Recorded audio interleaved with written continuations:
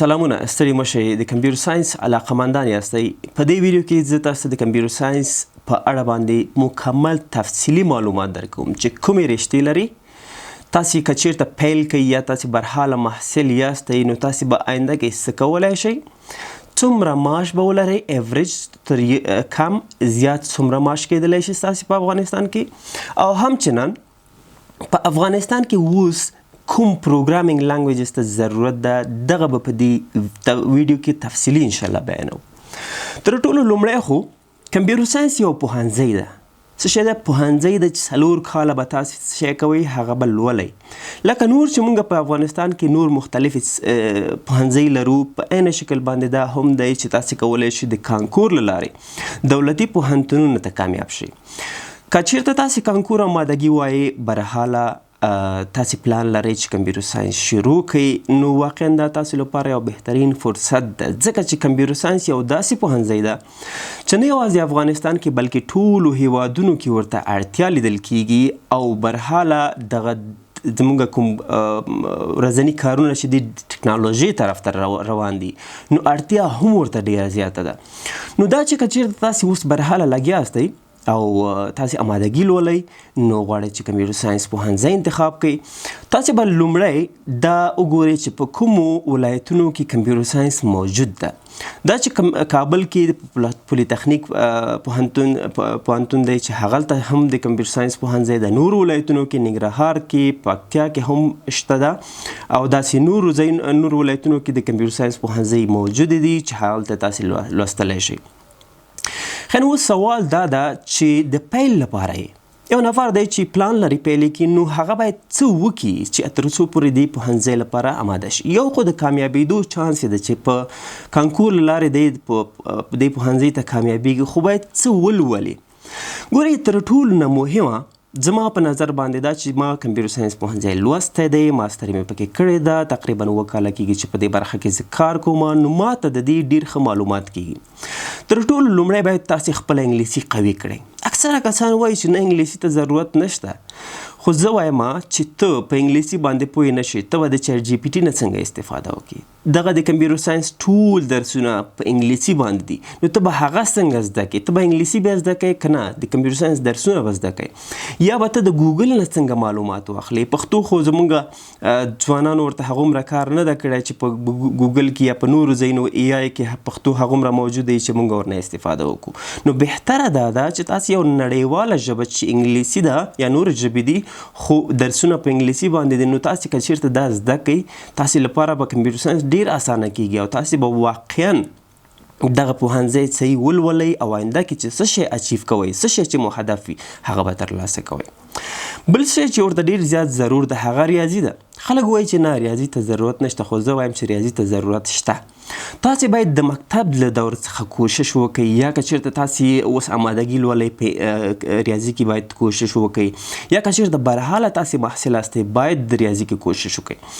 ځینې مضامین شته ده چې کمپیوټر ساينس کې بیا تاسو ته ویل کیږي چې هغه د سپیسیفیک د کمپیوټر ساينس پورې مربوط کیږي، چې هغه اکثره په الګوریتم، په ډیټابیس، په سافټوير انجينري کې له دې نه استفاده کیږي.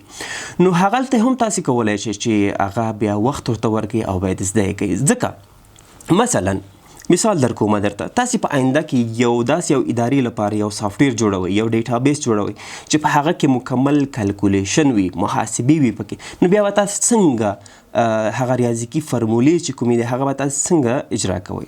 نو دلته که چیرته تاسو ریاضي باندې پوه اوسئ، تاسو یو حده پورې په ریاضي باندې کار کړی وي، نو تاسو به ډېر په اسانۍ سره وکولی شئ چې څه وکړئ په سافټویر انجینري بخش کې هغه کوم ډیټابیس چې جوړوي یا کوم پرابلم سولوینګ چې کوي هغه به ډېر په اسانۍ سره وکولی شي. نو دغه 2 مهم شیان دي، 2 مهم مهارتونه دي، علمونه دي چې باید تاسو زده وي. بل که چیرته تاسو یو څه ناڅه د کمپیوټر ساينس د پیل نه مخکې یو څه درسونه ووایئ. مثال درته درکوم، ته وایې چې زه بیخي په کمپیوټر نه پوهېږم، په وینډوز نه پوهېږم، ته لاړ شه نږدې کوم کورس وي هغلته به ته وینډوز شروع کړې. بیا باید ته په انټرنیټ باندې یو څه حده پورې پوه اوسې چې تر څو د انټرنیټ نه معلومات څنګه واخلې. ګوره انټرنیټ یو پوره سمندر ده د معلوماتو، خو دې نه معلومات اخیستل هم یو هنر ده. که ته په دې باندې نه پوهېږې چې له دې نه معلومات زه څنګه واخلم، څنګه کویري وکړم، څنګه دې نه سوال وکړم چې ما ته همغه ریلیونټ معلومات راکړي. یا نن سبا تاسې به ستا په تلیفون کې هم کیدای شي چې چټ جی پی ټي وي زما په تلیفون کې شته، د ټولو په تلیفون کې نن سبا انسټال ده یا ډیپ سیک ده یا داسې نور ای آی دي، هغې نه نن سبا خلک استفاده کوي. واقعا هم ډیره ګټوره ده، خو زما په نظر باندې هغه نفر چې پروګرامینګ کې نوی وي یا په نورو برخو کې نوی وي، هغه ته ضرور نه ده چې چټ جی پی ټي نه هغه څه وکړي، کویري وکړي چې ته ماته دغه سافټویر جوړ کړه یا ته ماته دغه برخه جوړه کړه یا دغه پرابلم سولوینګ وکړه. زما په نظر که چیرته ورباندې خپله خواري وکړي بهتره ده. هغې نه وروسته که چیرته یو حده پورې ځان ورباندې پوه کړي چې دی یو حده پورې ورسېده، زده یې کړه، هغې نه وروسته که د ای آی څخه استفاده کوي نو مشکل نشته ده. نو خبره مې دا کوله چې باید تاسې یو حده پورې کمپیوټر درسونه ویلي، که تاسې آفیس پروګرام هم پکې ووایئ بهتره ده. که چیرته تاسې پلان لرئ چې په آینده کې سافټویر انجینري ووایئ نو تاسې کولی شئ چې د ایچ ټي ایم ایل شروع کړئ، سی ایس ایس شروع کړئ چې ډېر ساده لنګویجز مارک اپ لنګویج دي یا د ډیزاین لپاره ټولز دي چې تاسې هغه کولی شئ چې زده یې کړئ.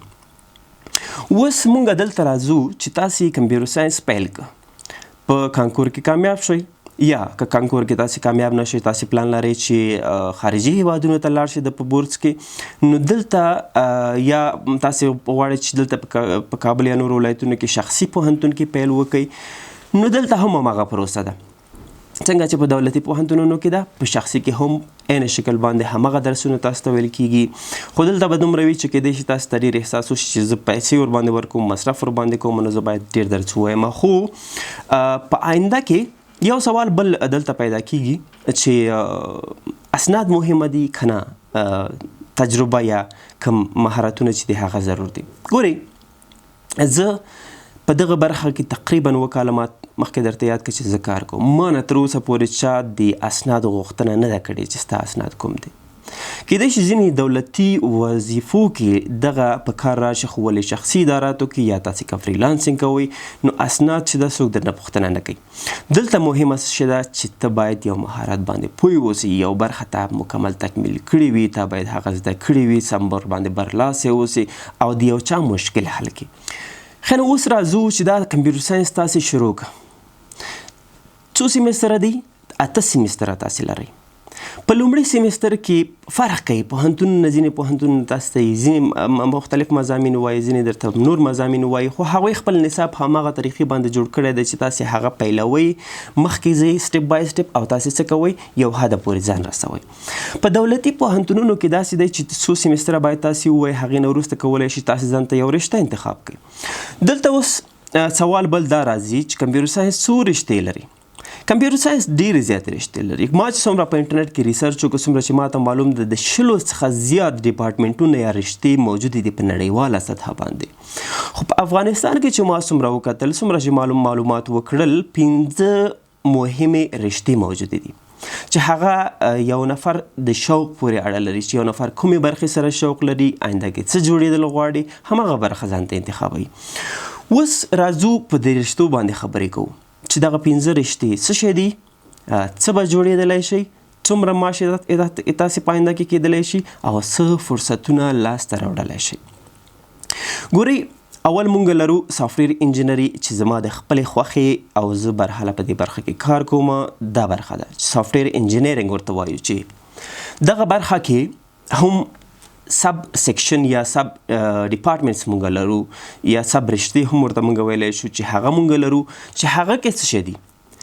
که چېرته تاسو سافټویر انجینري وایي، تاسې به موبایل اپلیکیشن جوړولی شئ. ګورئ ته نن سبا مونږ او تاسې ټول موبایل اپلیکیشن استفاده کوو. دا چا جوړ کړي؟ دا سافټویر انجینر جوړ کړي دي. نو تاسې کولی شئ چې موبایل اپلیکیشن جوړ کړئ. بل تاسې کولی شئ چې ویب سایټس جوړ کړئ، یعنی ویب اپلیکیشن جوړ کړئ. بل تاسې کولی شئ چا لپاره ډیټابیسز جوړ کړئ، او همچنان تاسې کولی شئ چې د ډیسکټاپ لپاره سافټویر جوړ کړئ. تاسې په کمپیوټر کې مختلف سافټویر استفاده کړي وي یا استفاده کوئ به، نو هغه چا جوړ کړي؟ سافټویر انجینر جوړ کړي دي. نو دلته اوس که چیرته تاسې غواړئ چې ویب ډیولپر شئ، دا به زه په راتلونکي ویډیو کې تاسو ته وایم، بله ویډیو کې به وایم چې یو نفر غواړي چې ویب ډیولپر شي، د هغې لپاره څه شي ته ضرورت ده او کوم فرصتونه ترلاسه کولی شي، فریلانسینګ کولی شي، نور څه شی دي چې تاسې کارونه ترلاسه کولی شي، هغه به بله ویډیو کې ورباندې به خبرې کوو. بل چې د موبایل اپلیکیشن ډیولپر د څه شی ورته ضرورت دي، هغه به بله ویډیو کې انشاءالله ورباندې خبرې کوو. چې د دې معاشات ایوریج چې حساب کو د 100,000 څخه ما چې کوم کتلی دي په افغانستان کې تقریبا د 1,20,000 پورې د دوی معاشات رسیږي. هغه نو شخصي ادارات، دولتي ادارات، همچنان NTA چې یو په دولتي اداراتو کې د دې لپاره یو مشخص NTA معاشات ورکول کېږي چې هغه کې ګریډونه دي، سټیپونه دي پکې چې هغه مختلف معاشات دي چې ګریډ B سټیپ 1 یا سټیپ 2 تقریبا زما په نظر باندې اراوند 80,000 تقریبا 80,000 معاش جوړیږي، یا د کوم چې مونږه NTA ګریډ C لرو د هغې ته اراوند 50,000 جوړیږي. خو هغه به انشاءالله نورو ویډیوګانو کې ورباندې بحث کوو تفصیلي.